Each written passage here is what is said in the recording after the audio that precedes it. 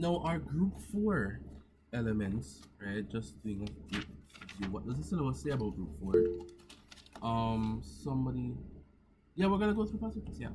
So group 4, where is it in the syllabus? Here's it. Okay, we're now going to have to really explain the variations in physical properties of the elements in terms of structure and bonding.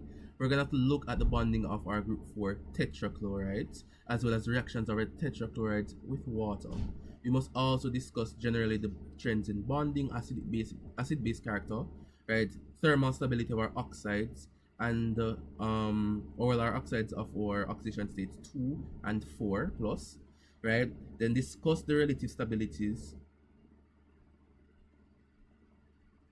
Yeah, then we're going to discuss the relative stabilities of the oxides and the aqueous cations of elements in their higher and lower oxidation states. And then we must discuss the use of ceramics, right, based on silicon 4 oxide. So the fact that silicon 4 oxide is used in creation of furnace linings, porcelain, ceramics, right, and glass, right? So the chemistry of the elements, that's really what we must look at. So our group 4 elements are placed within our P block, our group 14 elements. And our group 14 elements will consist of our carbon, silicon, germanium, tin, and lead, right? And here is generally the trend, right, of these elements, right?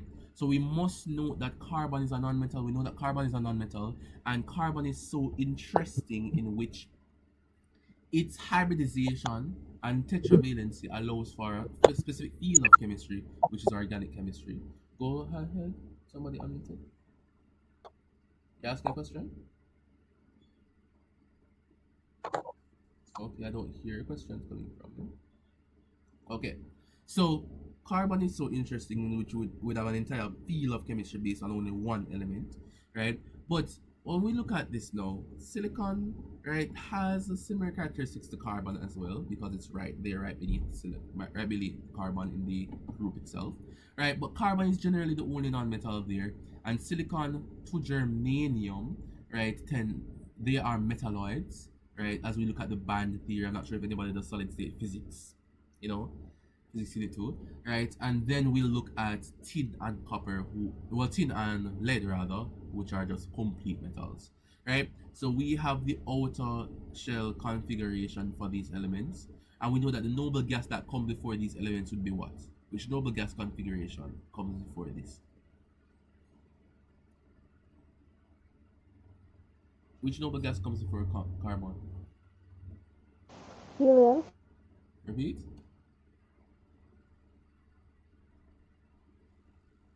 Helium. Helium, lovely, right? And then for the silicon,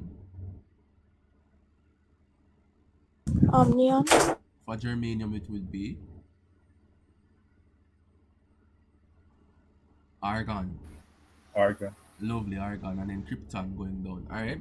So notice, remember in chemistry, in fourth form chemistry, where your chemistry teacher tell you that groups are defined, right, by the fact that the elements in the groups have the same number of valence electrons. Look at that there. Same electronic configuration generally going down the group. So this is why we categorize them as a group, right? And this electronic configuration lends to the reactivity of these compounds, therefore, of their compounds rather, right? Therefore, right, that's why they would have general trends and similar trends overall, and they're placed within the same group, right? So we can note that the atomic radius tends to increase as we go down the periodic table. Can anybody explain why? Okay, we're gonna go into why that, right? So just think about why that is, right? We also have the first ionization energy increases as we go up the group, right? The structure becomes more metallic. Metallic characteristics increase as we go down the group.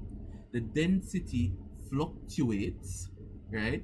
But it generally increases going down the group actually, right? So carbon will exist there in its many type of allotropes. Carbon has over 50 going upwards allotropes, but we'll only look at generally 3. But carbon has many allotropes such as Buckminster fullerene, right, and different types of materials, right? Such as graphene, graphite, diamond. We would have looked at those in CSEC, right? Melting point will increase, right? what's happening here? The melting point. I have a feeling that this melting point is in the wrong direction. Alright, we're gonna fix that as we go through this PDF. But the conductivity tends to increase as we go down the group, as we move from non-metal to metalloid to metal. Alright. So for the atomic radius, right, we know that generally the atomic radius or the atomic radii increase going down groups, right, because we jump periods, right. As we descend the group, full orbitals are added to successive elements, and we should understand that. We should know that. We should internalize that, right? So if we remember how electrons are added to electron energy levels, right? Electronic energy levels, right? Are in orbitals. Once we fill the p orbital, we go on to the s, to another s orbital, right? Right? And then another p orbital, then a d orbital. So what we need to note is that as we fill an orbital, right, we start to fill, right, another orbital that is way that distance is way further from the nucleus, right? So what's happening here is that as we go down, let's say that this is carbon, right? Once it fills this orbital, exemplified by the circle here in the corner of the screen, once it fills that orbital, right, then you're going to gain another orbital. So this could be, let's say, silicon, right? And then this would be germanium, and then this would be tin. So as we increase, as we descend the group, we're increasing the period, and we know that the period would have different numbers of orbitals, and that will increase generally as we go down the group. So atomic radius increases as we go down the group specifically, right? So outer electrons are placed further and further away from the nucleus, causing an increase in the size of the atom, right? And we should understand that. Now, in relation to ionization energy now, it will decrease going down the group. Why is that? Electrons are found further and further away from the nucleus. The further an electron is away from the nucleus, we can note the factors that affect the ionization energy from there. Can anybody tell me the factors that affect ionization energy? I already stated distance. So shielding effect. The size of the nuclear charge. Okay. The size of the nuclear charge. Okay. Of the size of the nuclear charge. Screening effect, sir. Hmm? Shielding The effect. screening effect. Okay, shielding, screening, same thing, different shape. The shielding effects. Anything else? Well, I think this is all that is at the case. So the orbital. The orbital penetration. Sublevel. Okay, orbital or the sublevel penetration. Orbital penetration. Repeat? Something about the atom? Repeat that. The size of the atom. The size of the atom. Okay, the size of the atom will speak to the distance, right? There from the electrons are from the nucleus. But we could just add that the size of the atom.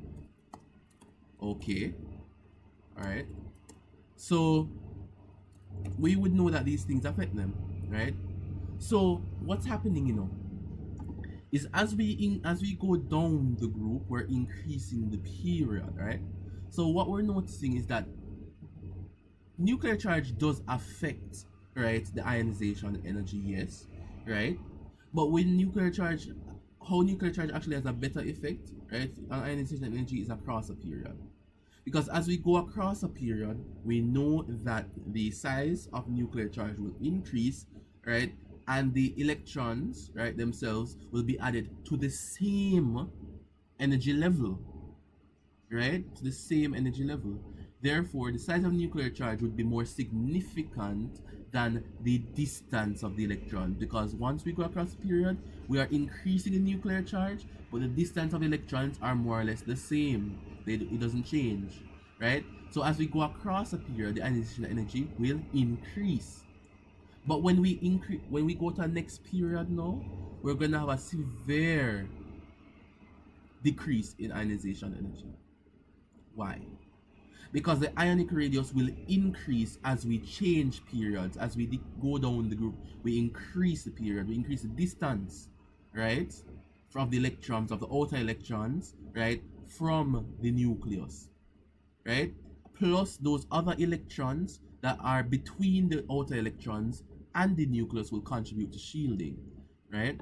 So we know that if we have a nucleus here, right, and we have an electron here,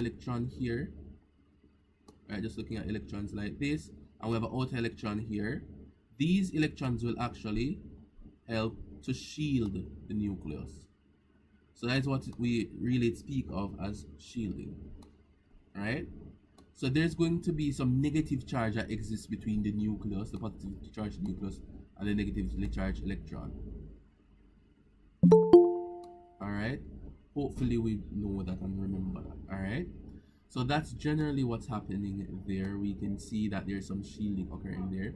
So once we go down the group, we increase the shielding, and what we're doing is increasing the distance of the valence electrons from the nucleus, and that will decrease ionization energy. Because the further away an electron is from the nucleus, right, the smaller the amount of energy required to remove it. What is ionization energy? Somebody define the term. Define it, please. So first ionization energy is the amount of energy you need to remove 1 mole of electrons from gaseous ion to form 1 mole of gaseous cation. Alright, so remove the energy required to remove 1 mole of electrons from 1 mole of gaseous atoms to produce 1 mole of gaseous cations, right? And then the first and second, that would just speak to the order of electrons that you remove. Did you remove the first electron alone? And after you remove the first electron, you can remove the second electron and those type of stuff, right? So we know that. So as we increase the atomic radius, it will be successively easier for the ionization energy to be reached, right? So ionization energy will decrease as we go down the group. So there's a large difference in ionization energy between carbon and silicon. After that, the difference is relatively small, right? Right? So this is a consequence of the D block element. So once we actually transition into D block elements, right, the jump in ionization energy is actually much larger, it's significant. The d orbitals do not screen the nucleus as effectively, so that's where we get into orbital penetration. The s orbital penetrates through shielding effects more so than the p orbital, and the p orbital penetrates through shielding effects more so than the d orbital. So what's happening when you reach the d orbital electrons? They do not feel the negative charge, the nuclear charge. They do not feel the positive charge of the nucleus, right, as greatly as s and p electrons do. So once we get to the d orbital, now the d block elements, now their ionization energy will be much smaller, because their valence electrons are on d orbitals, and d orbitals do not feel the effective nuclear charge as best, right, as the s and p orbitals. We must note these differences. Once you understand the concept, you can apply it to any element on the periodic table. Any questions or concerns before we move on to structure and bonding?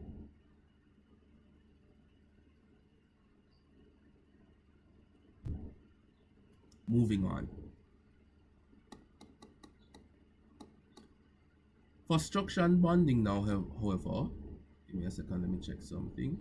For structure and bonding, right, we would note that carbon is the only nonmetal in this group. Go ahead, Ray. Go ahead, Christy. Go ahead. So if somebody asks if you could explain. The last part again? Yeah. Okay, so we have something called orbital penetration, right? I do not want to overload on too much information, right, that you guys will not need, right? But what orbital penetration speaks to is how much nuclear charge, right, do the electrons in this orbital feel? How effective is nuclear charge at penetrating these orbitals? Meaning, when I'm in a s orbital, I feel the strength of the nucleus much more than if I was in a p orbital. So p orbital electrons feel the strength of the nucleus way less than s orbital, right? So remember, the s orbitals are something like this around the nucleus, spherical, right?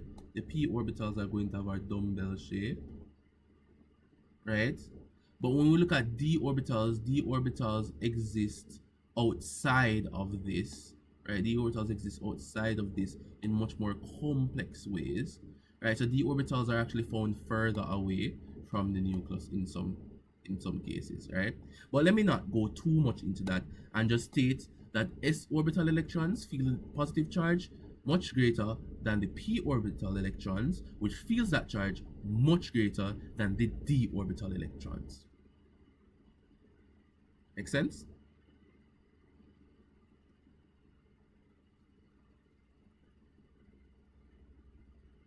And that is explaining why why there's a huge difference in the ionization energy from carbon to silicon. Lovely.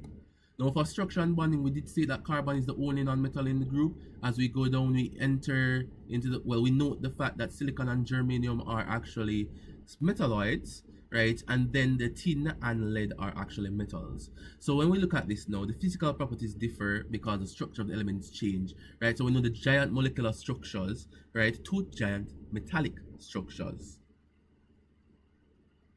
right?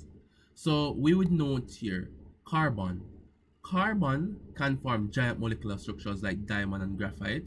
Same thing with silicon. When we create silicon semiconductors and stuff like that, they're molecular structures, giant molecular structures. We can use silicon and germanium to create those superstructures, right? So these giant molecular structures, right, are shown by both carbon, right? Carbon would have that giant molecular structure generally, right?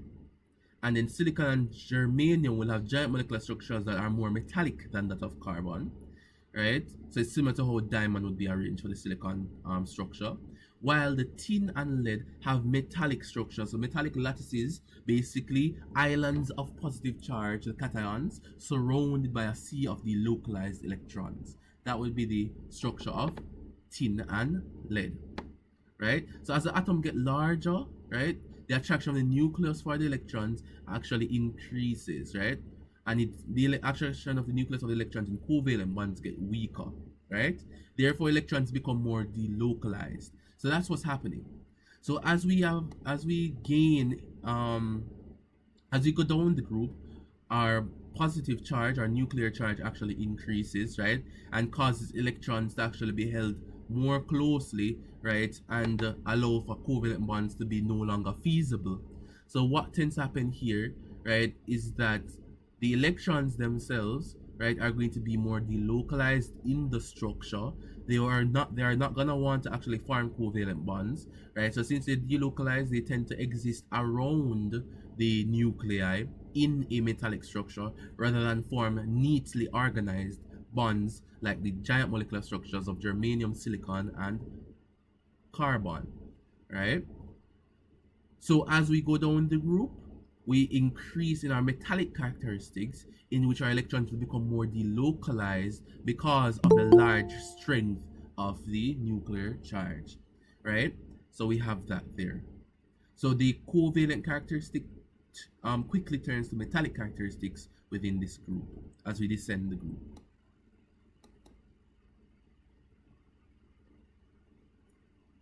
All right.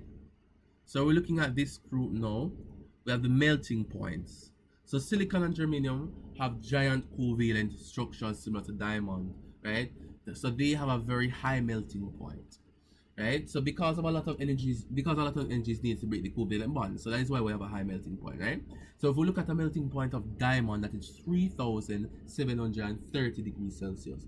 Very high melting point. When you look at silicon now, right, it's a melting point of around 1,410. Then germanium have a melting point of around 937 degrees Celsius, right? So the melting point is actually decreasing as you go down the group there.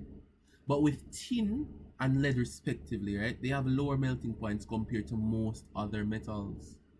So tin and lead tend to have lower melting points compared to the rest of the metals, right? The strength of the metallic bonding decreases as the size of the ions increase. So as we go from left to right across the periodic table, right, our metals will actually start losing their metallic characteristics as we go across, right? So tin and lead have fairly large ions, right? So they have relatively low melting points, right? So we look at the melting point of tin, which is just 232 degrees Celsius, and lead, which is around 237 degrees Celsius, right? Really, really small. I want us to understand what's happening here now. Do we want to have a look at a periodic table to see what I'm talking about here? Will a periodic table help? Okay, let me stop Yes, sir. sharing. Let me stop sharing and let's get that periodic table up. So let's share.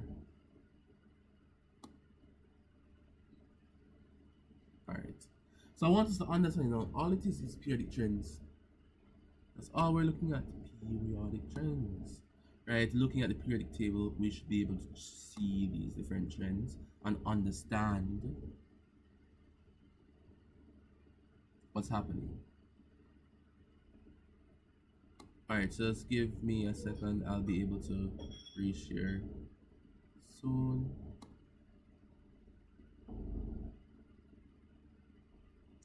The presentation ends.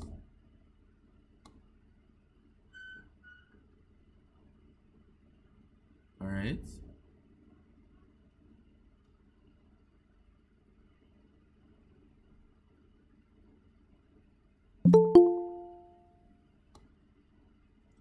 Okay, so let me share my entire screen. Alright. So we can have a look at this now. Okay, hold on. Give me one moment.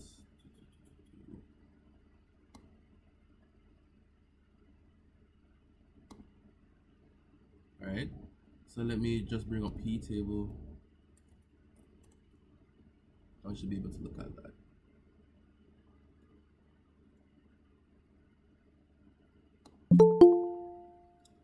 Alright, so what we're talking about is the metallic characteristic of our lead and our tin, right, within our group 4. So lead and tin, right, they would have lower melting points, right, and less metallic characteristic as the rest of our metals, right? And I want to look at the Not periodic seeing table. this, sir. Oh, it's loading, it's loading. It's not there for me either, it's still loading, right? That's because I'm Sir, recording. are you presenting something right now? Yes, I am. Okay. You can see that there. All right, so with this now, right, we can see that we're talking about here our group 14, right? So this would be our carbon, our silicon, our germanium, tin, and our lead. We don't go to ferrovium or anything like that, right, at this level, right? We do not speak about the rest of these elements over here. All right, so we're looking at carbon. We know that carbon here is a non-metal. We look at silicon and germanium to be metalloids. So looking at our metalloids, we know that. So our non-metals over here, carbon in group 14 is non-metal. Then our metalloids would be silicon and germanium. And then our post-transition metals down here would be our tin and our lead. Alright? But what we're saying is that as we go across the periodic table, our metallic characteristic decreases. So notice now, right? If you look at period 2, right? We have the metal up here, right? These two are metals, right? Lithium and beryllium are metals. Boron is a metalloid, and then everything else is a non-metal, right? So notice how metallic characteristic decrease as we go across the periodic table. Notice that. On one side is metallic, and the other side is non-metallic. But remember that we stated before, we stated that metallic characteristic increases as we go down the periodic table. Therefore, if we look at successive periods like period 3 and period 4, right, metallic characteristics continues into group 13 and group 14 as we go across. Therefore, if we look at something like a group 16, right, even in group 16 we have a metal present, right? So it's just that as we go across periodic table, metallic characteristics decreases, and as we go down, it increases, right? So we have that there. So all we're doing is focusing on carbon, silicon, germanium, tin, and lead here, right?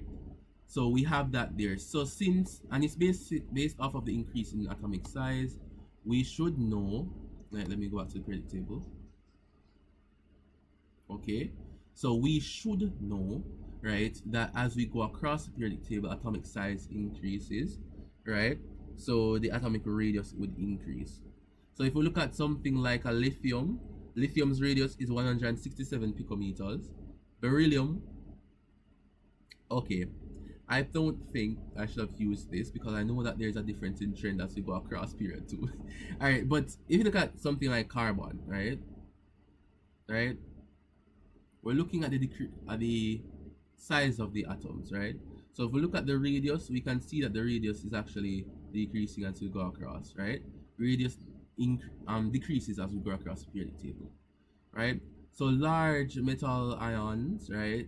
Metal atoms like calcium, calcium is here, right, which is 194 picometers, right? If we look at that, our rest of our transition metals tend to have smaller sizes. So it's important to note that the smaller the ion tends to get, right? They have relatively large sizes compared to the rest of the period, but compared to elements, other metals rather, right, they would actually be really, really small, right? So what we're saying is that tin and lead, right, have relatively large sizes, right, compared to the rest of their groups, so compared to carbon, etc., right? But as we compare them to metals, their sizes are very small, so, right? And they have very large ions, really large ions compared to the rest of the group, right? So when we look at this now, the metallic characteristics decrease and the melting points tend to be small, right? Because some people are looking for the melting points, right, of tin, right, and lead to be really high, but they're actually really small in this group, right? Tin can also exist as gray and white tin, so tin also has allotropes, right? Looking at these bonds now, the decrease in the melting points reflects the weakness in the covalent and metallic bonds, right? So if we look at this now, the bond strength is equal to bond length, right? It's proportional to bond length, right? So, well, inversely proportional to bond length. So if we look at that, the bond strength between, right, carbon to carbon, silicon to silicon, tin to tin is actually decreasing as we go down the group, right? So carbon to carbon, the single bond has the greatest bond energy compared to the rest of them, right? So that's also something that we can look at to really see that our melting points are actually decreasing as we go down. Okay. And if you can note that group 4 elements can actually bond to each other, they possess catenation, right? Catenation is the ability for the element to bond to itself, okay, to form intricate structures. All right, so one thing that I normally see on past paper question is the conductivity, right, of our substances within group 4. Right, we know that carbon does not conduct electricity unless it's in its allotrophic form of graphite, right? And carbon, when bonded to 4 other carbon atoms, tends to have a tetrahedral arrangement, right? So there are no free electrons present within these carbon compounds to conduct electricity unless it is in graphite, in which we have covalent bonding, right, to 3 other carbon atoms, and the 4th carbon atom is actually delocalized in the electron cloud. So that's how we have the conductivity of graphite. The 4th carbon electron is delocalized. All right. If we look at silicon and germanium, they conduct electricity to a very small extent. They are semiconductors, right? So our metalloids are all semiconductors. They do not necessarily have delocalized electrons per se, but some of their electrons can move in and out of positions, right, through their N and P junctions. Physics students should understand this. You have N and P junctions within semiconductors that allows positive and negative charge to change, right? And due to this movement of positive and negative charge within NP junctions, right, we can actually have electricity flowing. So people doing physics unit 2, you understand this to the T, right? I think some of the understanding is coming from physics, CSEP physics as well, right? So semiconductors, right, don't necessarily have delocalized electrons, right? But they're structured in such a way in which electrons can actually move, or charge can actually move, right, within their lattices, right? So this So this is it. Their conductivity actually increases with temperature, as opposed to elements that like metals, right? That actually increase that conductivity decreases with temperature, right? So with semiconductor, when we increase the temperature, we increase the conductivity, right? With general metals that are just general conductors, conductivity actually decreases when we increase the temperature. All right. So when you go into stuff like superconductors and stuff like that, superconductors can conduct a lot of electricity at low temperatures. You can look at all of that when you start to talk about electricity and magnetism in physics. Right? So this is why the structures are called metalloids, because they're not metals per se. They don't have the localized electrons per se, right? But right, they have NP junctions within their lattices. So there are points in their lattices in which electrons can jump out, then jump back in. So it's not going to be free and delocalized, but there's some amount of movement within their lattices, and that's why they have such metallic characteristics. Right? With tin and lead now, we know these are complete electrical conductors because they are typical metals that have the sea of delocalized electrons. Alright? That makes sense so far, guys? Does conductivity make sense? Because I normally say conductivity when they're asking questions. Go ahead. Or you're just raising your hand to show that you... Okay, mistake. Alright. That's fine. Hopefully it makes sense. Do you guys understand what's happening here? The fact that conductivity increases going down the group? Okay, lovely. With our group 4 tetrachlorides now, we must understand how our tetrachlorides react. So group 4 elements form tetrachlorides. Tetrachlorides are all simple covalent molecules. We have to look at this. So this is the shape of silicon tetrachloride here, which is tetrahedral in nature. All tetrachlorides are volatile liquids that we must know. They have low melting points and boiling points, and we must know that because the elements, the chloride bond, right, becomes longer as we go down the group, and that is because the atomic radius of our elements get larger as we go down the group, and that means that as we go down the group, there are weaker bonds, right, and our tetrachlorides become less stable. What am I saying? Let me rephrase that. Carbon chloride, right, is like that. Silicon, if we look at silicon, let me rewrite that. It's messing up.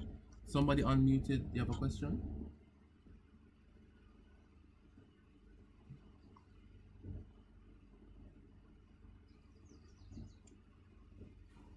Doesn't seem like they have a question. Not sure if they're aware that they're unmuted. Alright.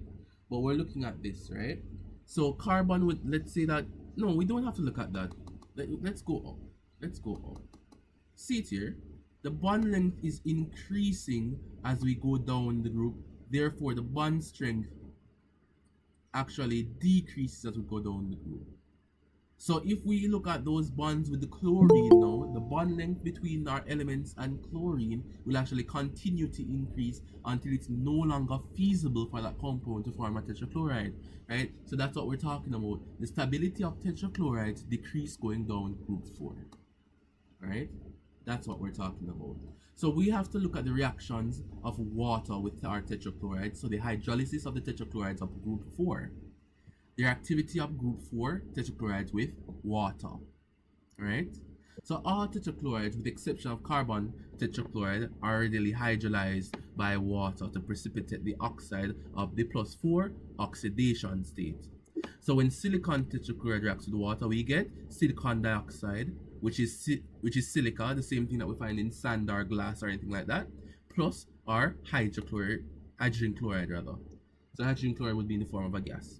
Okay, when we hydrolyze germanium tetrachloride, we're going to get germanium dioxide and hydrogen chloride rather, right? So basically the ease of hydrolysis will actually increase as we go down the group, and we know why. Because the bonds become weak as we go down. That means that it's going to be easier to hydrolyze as we go down the group, right? Carbon tetrachloride doesn't really go through that, right? And that's basically chloroform. Carbon tetrachloride. Alright? This is inorganic chemistry, so we can't refer to it generally through organic understanding, right? Okay, somebody's mic is on, and I'm not sure if they are aware that that is so. All right. So let's go now. So silicon, germanium, tin, and lead all have empty d orbitals close enough to in energy, right, to the occupied p orbital. These atoms allow for the incoming water molecules to donate a pair of electrons to their d orbitals to form a bond. Right? So basically, water will act as a ligand to these metals and metalloids. Right? So for example, our silicon chloride now in water can donate a lone pair, right? So a water molecule can donate its lone pair to the silicon, right? Because silicon has an empty d orbital, or a unfilled d orbital rather. It's not gonna be empty, but well, it's gonna have an unfilled d orbital, right? So therefore, the water can actually act as a ligand and donate electrons, right, to the silicon itself, right? So that's how you can tend to create our tetrachlorides, right? So you can form a dative covalent bond, so silicon oxide, silicon chloride, and those type of stuff, right? Dative covalent bonds tend to be a little bit weaker than our regular covalent bonds. All right. Hopefully everything is making sense so far. Right, with our tetrachloromethane, though we know it's immiscible in water, we should know that our organic solvents are actually organic solvents in this case are immiscible with water. We should just, let me not go any further. They're immiscible in water, right? So the empty 3D orbitals in carbon are too different in energy for carbon to extend its octet, right, to form dative covalent bond to water. Therefore, it's just a regular sharing covalent bond that it has. Okay, so this is basically all that we were stating up there, right? And now we can actually start looking at the acidity, right? Really. So let's look at the oxides of the group 4 elements. So we have carbon dioxide, silicon dioxide, germanium dioxide, tin dioxide, and lead dioxide.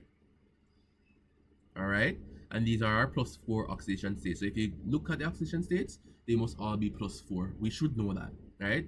To find the oxidation states. The boiling points, they are the boiling points down there, right? So the boiling points here, and then lead dioxide actually decompose on heating, so it's too unstable there. With the structure now, we know it's a simple molecular for carbon dioxide, and it's going to be a giant molecular structure for silicon dioxide. We should know silicon dioxide because we use it as an example for giant molecular structures from CSEC chemistry. And then we have an intermediate between the giant molecular and ionic structures for our germanium towards our lead dioxide. All right. Acid-base nature, now we know that carbon dioxide is acidic, we know that silicon dioxide is acidic, and all the rest of them are amphoteric. So what we said, that acidity decreases as we go down the group. Basicity increases as we go down the group. And when we look at the thermal stability, all of them are stable at high temperatures except for our lead dioxide, which decomposes under warming. And that's why this boiling point doesn't really exist, because when we reach a high temperature, it just decomposes. It doesn't really boil, right? It just decomposes like that. Okay, so it decomposes on warming to give us regular lead oxide at a lead plus one oxidation state and our oxygen gas. Everything is fine so far. I know it is a lot of information. Why is it more stable in 2+ state rather than its 4+ state? That is rather interesting. Those are the questions I want people to be asking. So why is lead? So we're asking why lead oxide is more stable than generally lead 2 oxide. Anybody can tell me? Inert peer effect. Inner peer effect, lovely. So the inner peer effect is one of the things that contribute to the stability of those higher oxidation states, right? So if we look at PB, well, sorry for saying PB, lead 2 oxide, right, versus the lead oxide stability, the inner peer effect is one of the reasons why one is more stabilized than the other. Alright. So what is the inert pair effect, people may ask? The inert pair effect, well, you guys don't go through the inert pair effect, right? But the inert pair effect really increases as going down the group, right? The group 4, right? So we see that the carbon plus 4 state is actually not stable because of the very poor shielding of f orbitals, right? So that is the f orbital we're talking about now, right? So we know that f orbitals, right, has really weak penetration compared to d orbitals. So in the case of the lead oxide, the electrons are going to be existed more or less in the d orbital, right? It's a little bit more stable than having lead 2 oxide, where we have electrons existing in the f orbital, which has very weak penetration. So lead 1 oxide is actually more stable than lead 2 oxide. All right. The tables giving the properties of our monoxides now. So carbon monoxide, silicon monoxide, germanium monoxide, tin monoxide, and lead monoxide, right? So our carbon monoxide and silicon monoxide are simple molecular, where the rest of them are predominantly ionic in nature. Our acid-base characteristic now, right? They tend to have less acidic characteristics. So acidity also decreases going down the group, right? For our monoxide, so carbon monoxide is very weakly acidic. Then silicon monoxide is actually neutral, and then the rest of them are amphoteric. Thermal stability now, all of them readily oxidize to their dioxide, right? It tends to be other than really the lead. The lead doesn't really readily oxidize to its dioxide, because we know that lead dioxide is actually less stable than lead oxide. So this information here, right, what will tend to happen is that lead oxide would actually be oxidized in the presence of excess oxygen to lead dioxide, and then start decomposing because it is not really found within that structure. It's not stable. All right. So that's the information that we have there. So hopefully everybody is understanding. It's just going through this information. Technically, this should be just reviewing. All right. The oxidation states, the syllabus asks us to look at the oxidation states, which is the last thing about this now, right? The oxidation states of our compounds, we know that we exist in 2 plus or we exist in 4 plus, right? Those are the most stable oxidation states, right? Of course, we have 1 plus oxidation state, but that is less stable than 2 plus and 4 plus, unless we're talking about lead. Unless we're talking about, well, no, lead 2 plus would be more stable than lead 4 plus. Yeah, so 2, let me just talk about that, right? Lead 2 plus and 4 plus would actually be more stable, right? Because lead monoxide is actually lead 2 plus, right? And it prefers that over its 4 plus states. Okay, so when we look at stuff like this, now when we heat these elements with oxygen, right, with the exception of lead, they all would form an oxide with the plus 4 oxidation state because that's more stable, right? So we have that there. So we must note, however, that the relative stability of the 2 plus oxidation state and the stability of the 4 plus oxidation state increases down the group, right? As the bond changes from covalent to ionic, right?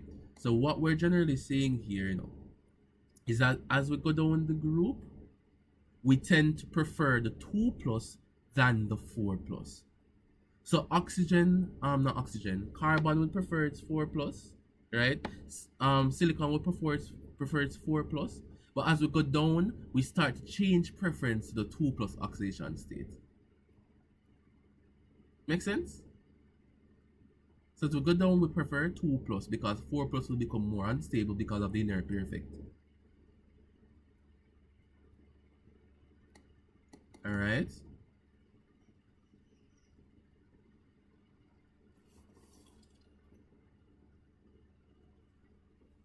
Okay. Are we okay so far, guys?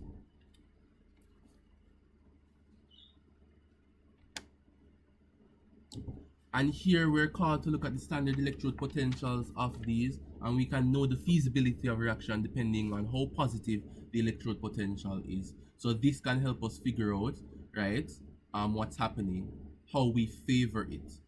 So for the germanium 4 plus to be reduced to germanium 2 plus, there's a negative cell potential, therefore this is not feasible, right? And for the tin now, its electric potential is actually positive, so it's a little bit more feasible, right? And then the lead electrode potential here would be more positive than the tin, therefore it would more feasible, right? So hopefully we understand how to read electrode potentials. All right, so that is what it's telling us. I remember when somebody asked me, I'm not sure if it was Zach who asked, right, when we were doing electrode potentials, what is the importance of this? This is why we use it. We can tell whether or not reactions will be feasible. So this is how we can tell why the +2 oxidation state is favored going down the group more so than the +4. All right, lovely.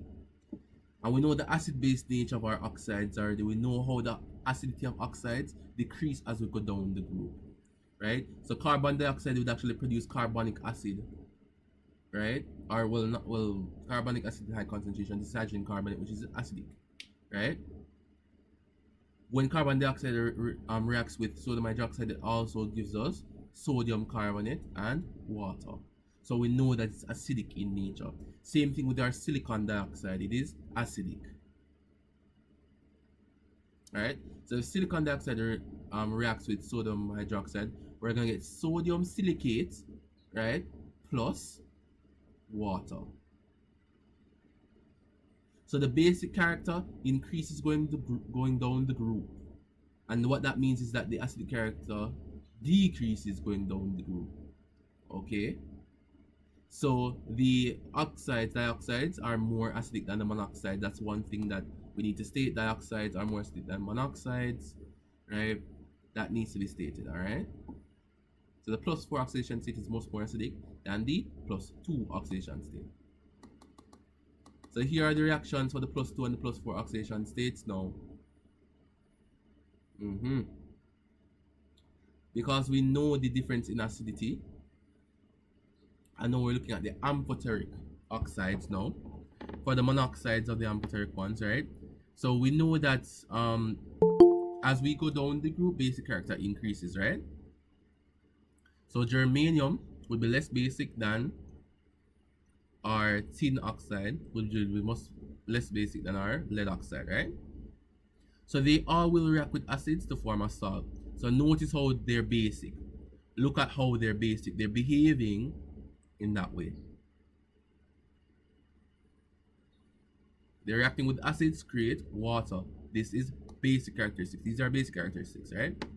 They all react with alkali to form oxoions, right? So they're amphoteric in the fact that they can actually react with hydroxides as well to produce an acid derivative and an oxo, which is our oxoion, right?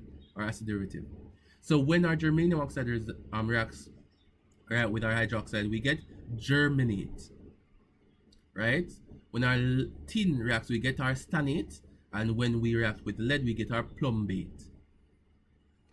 All right, so these reactions are really interesting. They're really cool. I just love module 3. All right, so it's just something like that, right? We get those ions and we get water. All right, for our +4 oxidation states now, we know that +4 oxidation states are more acidic.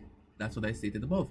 So with our +4 oxidation states now, right, we know that our carbon dioxide and our silicon dioxide are gonna be acidic. But with our amphoteric oxides now, what happens, right? We're going to get the same thing. Just balance the reaction. That's all you have to do. Their +4 oxidation state reactions are the same thing as +2 oxidation state reactions for our amphoteric oxides. All we have to do is balance. Because if we have 2 more now of oxygen, we just balance oxygen going across the equation, right? So in this case now, our stannate now, right, our tin dioxide rather, is going to react with our acids to give us our salts and water, right? So they're basic in nature. There we know that they're amphoteric, right? And in this case now, right, with our hydroxides, with our bases, we're going to get our ions, our germanate, our stannate, and our plumbate. Right, so they're amphoteric. Please know that group 4 dioxides react with alkalides to produce oxoions. Right, so group 4 amphoteric oxides, right, react with our alkalides to give us oxoions. All right, so we have that now. So the monoxides now, right, are neutral. So our plus two monoxides, right, are generally neutral, and are neither acids or alkali, right? While the rest of the monoxides are amphoteric, right? So it's just good to know that our plus two oxides of carbon and silicon are generally neutral, right? They're slightly acidic, weakly acidic, right? But they're generally neutral, all right? The last thing of this topic now, use of ceramic-based silicon dioxide. So silicon dioxide now, right, is a good thermal indicator, sorry, not indicator, insulator, right, and it has a very high melting point due to the many strong covalent bonds within the silicon dioxide giant molecular structure, right? So it's generally used for the manufacture of glass and porcelain, right?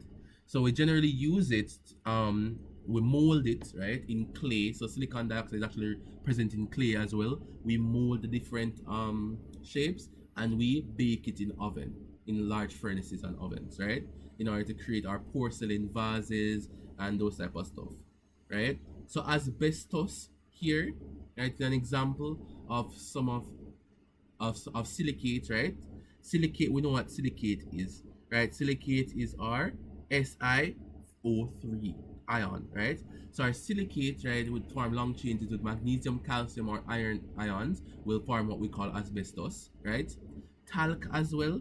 Talc is a very is basically silicate combined with magnesium ions. So talc is basically a very soft rock, right? Type of rock. Clays now that we use clays to create the different types of ceramics, right? Clays are also basically sheets of silicate, right? About half of a silicon atom, right, are replaced with aluminum atoms, right?